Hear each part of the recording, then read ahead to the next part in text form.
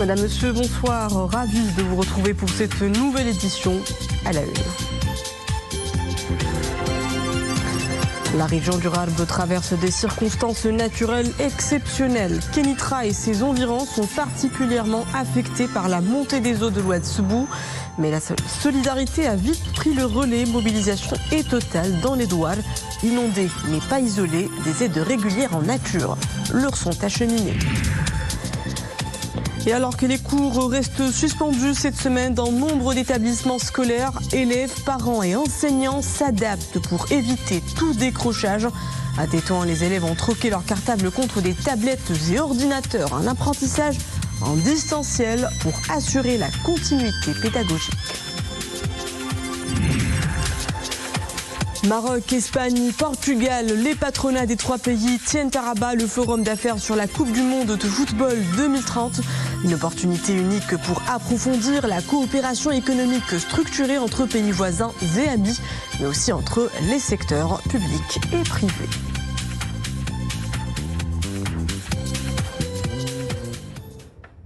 Bonsoir. À la une de cette édition, ce message de félicitations adressé par Sa Majesté le roi Mohamed VI à Mohamed Chouki à l'occasion de son élection président du Parti du Rassemblement National des Indépendants. Le souverain exprime à Mohamed Chouki ses vœux de pleine réussite dans l'exercice de ses nouvelles missions à la tête du parti, affirmant que le choix de Mohamed Chouki à la tête de cette honorable formation politique témoigne de la confiance placée en lui par les militantes et militants du parti, ainsi qu'à son sens élevé du patriotisme et à l'expérience qu'il a accumulée sur les plans professionnels et de la gestion. Sa Majesté le roi a également salué son prédécesseur Aziz Arnouch ainsi que les efforts qu'il a déployés avec un sens élevé de responsabilité et de patriotisme. Si la vigilance rouge a été levée, les effets des inondations restent bien visibles dans les provinces du Rarb. Les cours d'eau débordent et envahissent rues et douars. Les animaux sont eux aussi menacés par la montée des eaux. Pour prêter main forte aux agriculteurs et éleveurs, des aides sont acheminées de façon permanente aux villages affectés. Exemple ce soir de la commune rurale d'Imkren, province de Kénitra. Fourrage, denrées alimentaires et médicaments, un ravitaillement vital pour les habitants encerclés par les crues. Reportage Iman Ablou, Afaya Koubi, Nordine Saber et Mohamed Jabri. Des maisons submergées par les eaux et des paysages complètement métamorphosés par les crues de Oued-Sebou. La commune El-Mkren est méconnaissable. Sur le terrain, la mobilisation se poursuit. Les autorités locales mènent au quotidien une course contre la montre pour faire face aux inondations. Les interventions s'enchaînent pour porter assistance à la population sinistrée. Tentes, centres d'accueil et prestations de santé. La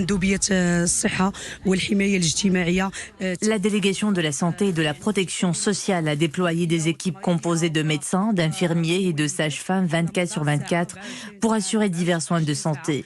Consultations, suivi de grossesse, vaccination, suivi des patients atteints de maladies chroniques comme le diabète et l'hypertension. Il y a aussi la prise en charge des cas urgents. Parallèlement à tout cela, les aides concernent également les agriculteurs et les éleveurs, à travers la distribution de fourrage, du pain béni pour cette population dont la principale activité n'est autre que l'élevage. Nous avons procédé à l'évacuation du cheptel dans des centres dédiés tout en garantissant les conditions de sécurité. Nous avons également distribué des fourrages aux éleveurs. Ces aides sont d'ailleurs acheminées aux villages et douars encerclés par les eaux en coordination avec l'ONSA qui assure le contrôle de l'état du cheptel. Tout se passe bien, les autorités ont fait le nécessaire. On nous a donné des fourrages pour le bétail et des produits de première nécessité. On nous a distribué des fourrages, de l'orge et d'autres aliments pour le cheptel. Nous sommes soulagés. Bref, des mesures d'urgence pour alléger les effets des intempéries sur la population, en particulier celle des communes les plus touchées, El-Mkren, Ouled Ayesh et Ouled Slama. La mobilisation se maintient jusqu'à ce que la situation revienne à la normale.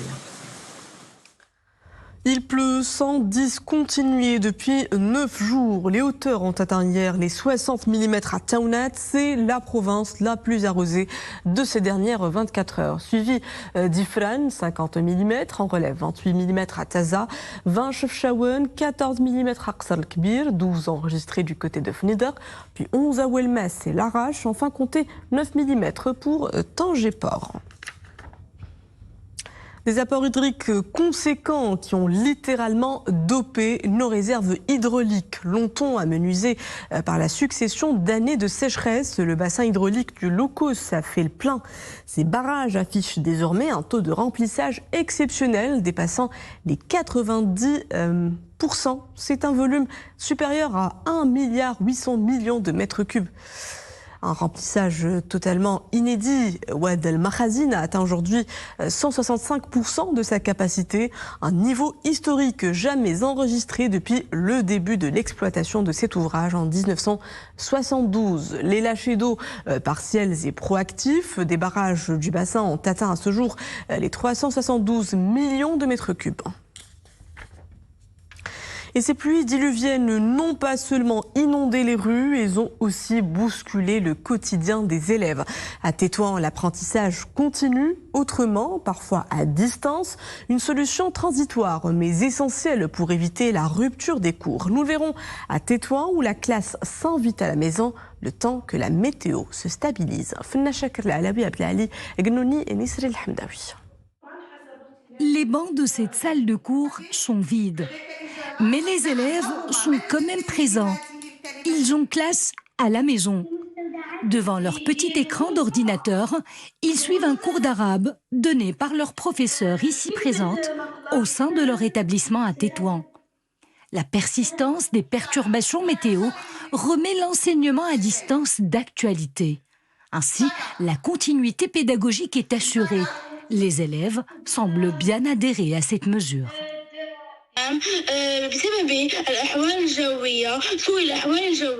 En raison des mauvaises conditions météo, les cours ont été suspendus. Et de ce fait, notre établissement s'est attelé à assurer les cours en distanciel. Tout se passe au mieux. Nous remercions notre établissement pour l'ensemble de ses efforts.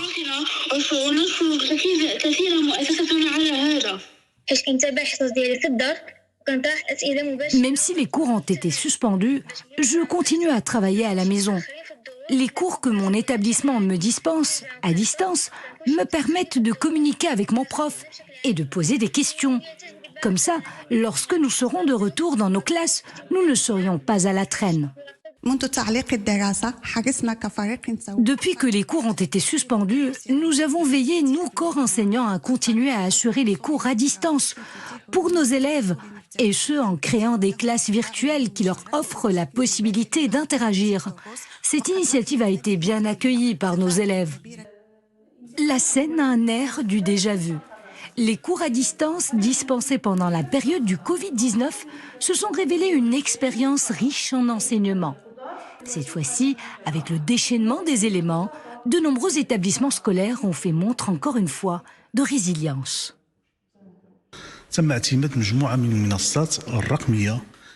Pour réussir cette opération, nous avons eu recours à des plateformes numériques qui ont permis aux enseignants de mettre sur pied des classes virtuelles. L'objectif étant de présenter un contenu qui permet à nos élèves d'interagir avec leurs profs et de s'exprimer comme s'ils étaient dans leur classe habituelle. Et puis, nous mettons aussi à leur disposition des résumés des cours théoriques.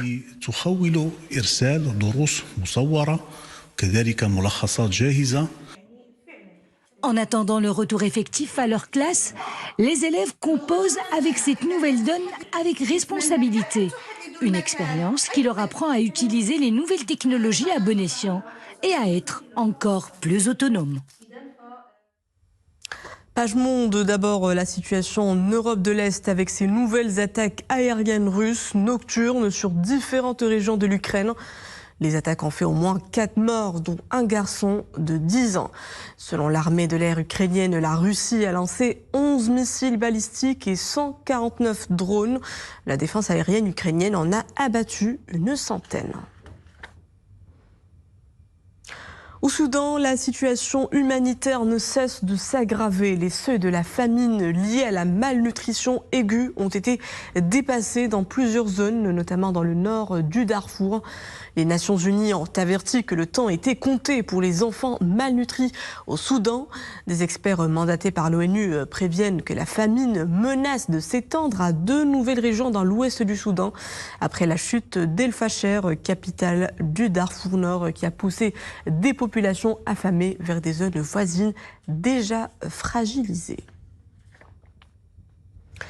L'administration à l'ère du numérique, Idarati, c'est le nom de cette plateforme qui sera lancée demain par le ministère de la Transition numérique et la réforme de l'administration et la Commission nationale de contrôle de protection des données à caractère personnel.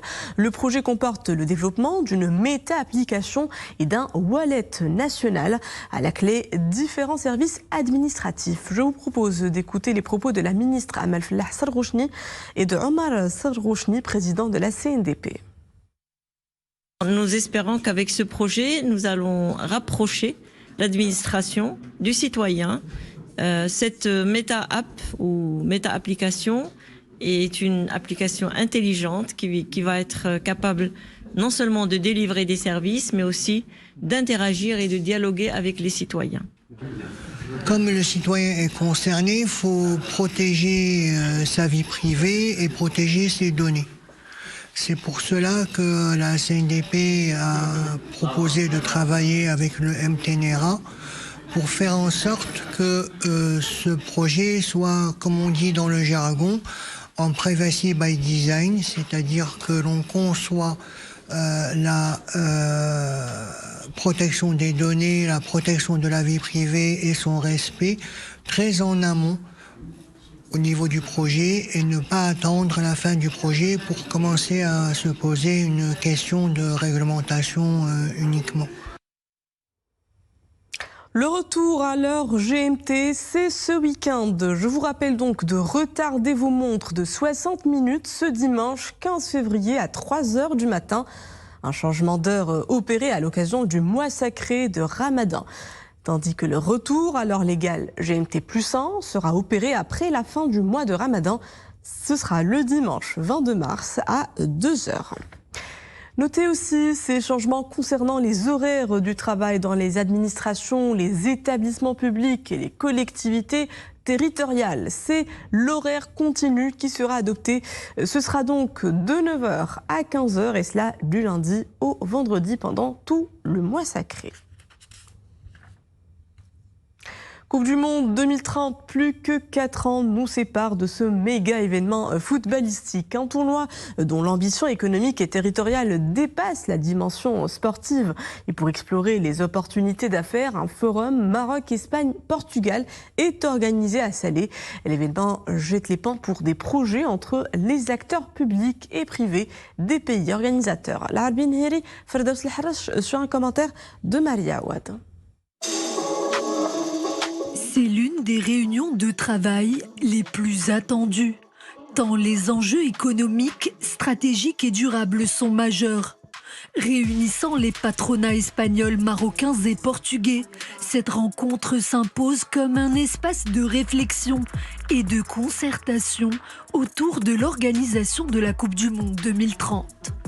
Car au-delà de sa dimension sportive, cette organisation inédite est pensée comme un puissant accélérateur de croissance économique, capable de générer des retombées durables pour les 3 pays hôtes, mais aussi pour les entreprises, tout en renforçant les relations bilatérales entre l'Europe et l'Afrique. De la réunion d'aujourd'hui entre les patronats espagnols, marocains et portugais, c'est de travailler ensemble sur comment faire de l'organisation de la Coupe du Monde 2030 un accélérateur économique et de croissance et aussi un accélérateur durable pour nos économies. Je pense que c'est une expérience extraordinaire qui va nous permettre aussi de lier une relation forte entre les 2 continents, entre l'Europe et l'Afrique. Cette réunion a également mis l'accent sur la portée symbolique et mémorielle de cet événement exceptionnel qui coïncidera avec le centenaire de la première Coupe du Monde. Ce mondial aura un impact majeur sur la jeunesse en termes d'opportunités, de formation et d'emploi, notamment grâce au développement et à la pérennisation des infrastructures et du tourisme.